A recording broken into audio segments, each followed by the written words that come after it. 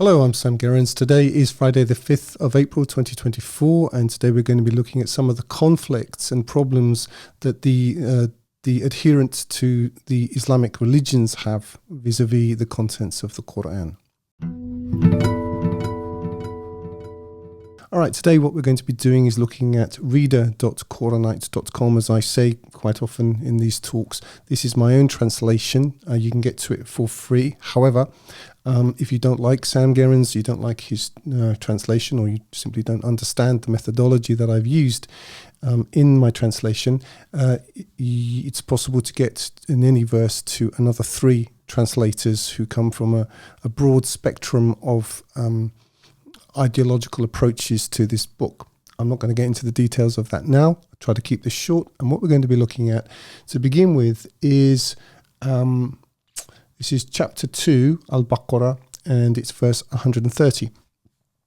And it reads, "And who is averse to the creed of Abraham, save he who befools himself?" So what it's saying is, if you're averse to the creed of Abraham, what it is that Abraham believed, Abraham being the quintessential patriarch, who the 3 major monotheistic religions in all of their various manifestations trace a line to Abraham. So what it's saying is, if you turn away from what it is that Abraham believed, then you're really befooling yourself. You're tricking yourself. We chose him in the world, and in the hereafter he is among the righteous. To continue, when his Lord said to him, "Submit thou," and I don't want to kind of drown you in Arabic, but in Arabic it is aslim. It's a singular imperative based on the root salama, which is to submit, from which we also get the word Islam and other words. There are many other words which come from this root. So this is the point at which Abraham submitted to God. So when his Lord said to him, "Submit thou," he said, "I have submitted to the Lord of all creation." قَالَ أَسْلَمْتُ لِرَبِّ الْعَالَمِينَ. That's what his response was. Now, why is this important? Well, if you don't come from one of the many flavors of what I call brand Islam, you may not know, or you may know, I don't know, that the sort of entry point to the religion is something called the Shahada. And by Shahada, it just means witness. And the idea, the idea is, under this sort of presentation, that Abraham was a Muslim. Actually, being a Muslim is like being pregnant. It doesn't work that way. It's a state. One is either in that state or one is not. It's not like joining a golf club, although I will admit it's been turned into that.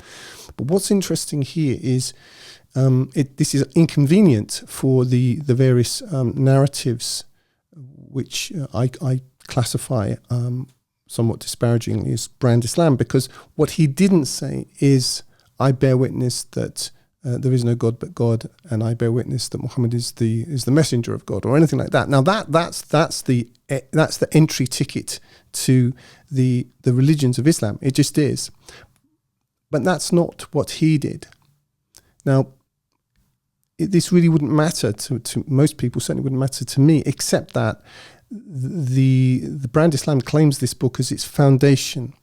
And yet what I'm pointing out to you is that in actuality, this book is against that. If you think about it, classical shirk is the ascribing of a partner to God. So did Abraham do that here? No, he didn't. So when his Lord said to him, "Submit thou," here we are, "submit thou," aslim, he said, "I have submitted to the Lord of all creation." To continue, the same did Abraham enjoin upon his sons, as did Jacob. And it continues. I didn't write the Qur'an, so if you don't like this, then that's something for you to consider. But also, if you don't like my translations, you can get into here, and you have the Arbri, the Sahih International Translation, and the much famed Hilali and Khan translation, which you're welcome to consider. But there is no way around this. This is what it says. Anyway, let's move on quickly to the next verse that I want to show you, which is chapter 63, and just the beginning thereof. Now, the word here, waverers, when the waverers come to thee, this word, if you click on it, you'll see that in all of these notes, you can just get to them very quickly. We're not going to go into any detail now. Just to say that there's a reason why I translate this waverers. It's translated typically hypocrites. When the hypocrites come to thee, if you prefer hypocrites, fine. But I have a very particular reason based in the text of the Qur'an, where part of my methodology is it's quite clear that the Qur'an operates as its own dictionary, and the way it uses words. In fact, if I think of it, I'll try to make a shortish video soon where I kind of give you a summary of my methodology and some of the main hermeneutical tools that I use with the text. It's all very heavily annotated, and if you want to get into that level of granularity with it, you're very welcome to. However, let's see, if you prefer hypocrites, fine. When the hypocrites or the waverers come to thee, they say, quote, "We bear witness that thou art the messenger of God." Now, I'm not going to do it here, but you can check it for yourself by using the search box up here, or if you prefer to, if you have access to some level of the Arabic by searching on roots and so on, you can get to this very, very quickly. You will find that nowhere else in the Quran do we come across this expression that someone bears witness that Muhammad is the messenger of God. Although this is a part of this entry kind of statement into the religion of Islam. But God knows that thou art his messenger, and God bears witness that the waverers are liars, for they have taken their oaths as a cover. Then they turned away from the path of God. Evil is what they did. I'm not going to get into the details of this, but you can get to it. There's no sign-up process. I don't want your email or anything like that. You can just go to reader.quranites.com. The link is down below in the description if you're using YouTube. And you can check, and I'll leave the links to these verses there, and you can check this for yourself, verify, and I recommend that you do. Verify it for yourself and come to your own conclusions. All right, let's move on to the third one. This is chapter 7, Surah 7, verse 185. Have they not considered the dominion of the heavens and the earth, and what God has created, and what things God has created, and that it may be that their term has drawn nigh? And in what narration after this will they believe? Now, again, if one doesn't have access to the Arabic, it helps if you do. But we see here the word which I've translated here, narration. I'm just clicking on the note. Arabic hadith, story, account, narrative, narration. The Quran's usage of this term appears at times to anticipate the later abuse of it by Muslims.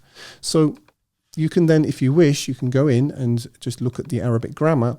If you go down to the word hadith, you'll find, if you click on that, it will give you all of the instances of that word. You can find them or get to them very quickly.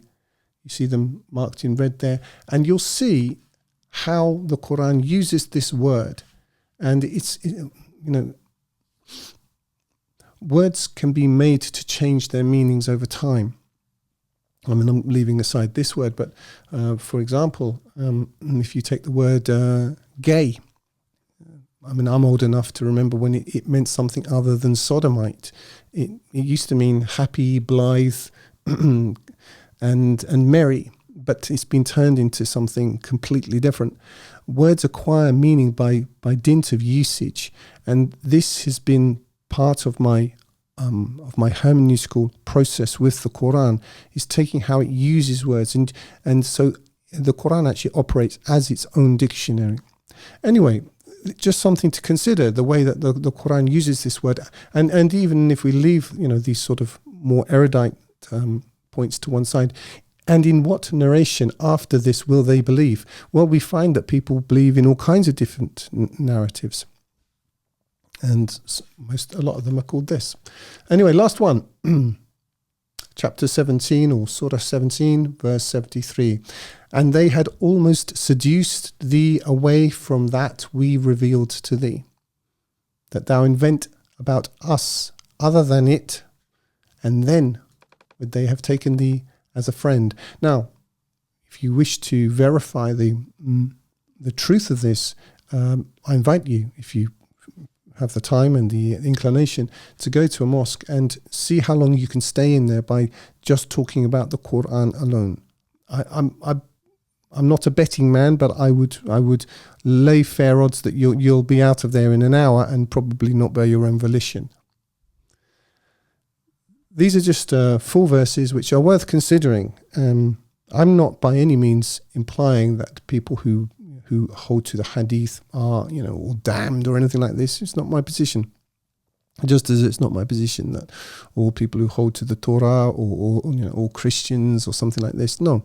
What I'm trying to point out is that really what you have is that you're given to believe, if you come from an Islamic background, that the Qur'an and what they will call the Sunnah, that's a good one. Look up Sunnah in this system. See how God uses the word Sunnah. You'll find it nowhere does it talk about the Sunnah of Muhammad, nowhere. Anyway, that these things are somehow compatible or complementary. But what you find is that they're not. There exists a constant and real tension throughout this, and with some of the translators, you'll find that they are aware of this, at least to some extent, because of the words they put in parenthesis to try to sort of work their way around this. In closing, much of my methodology was really to take this book on its own merits. It claims to be from God, it claims to be preserved, and it says that if it were not from God, you would find much contradiction therein. So obviously it has to be consistent. And what I'll do, I hope in the next video or two, I'll just summarize some of that methodology, because it may be interesting to you. Also, you can verify it using reader.quranite.com if you have the time. I mean, it took me 10 years, so I don't know how quickly you expect to be able to do it. But if you can improve upon it, or at least, a lot of the spade work has been done. Fantastic.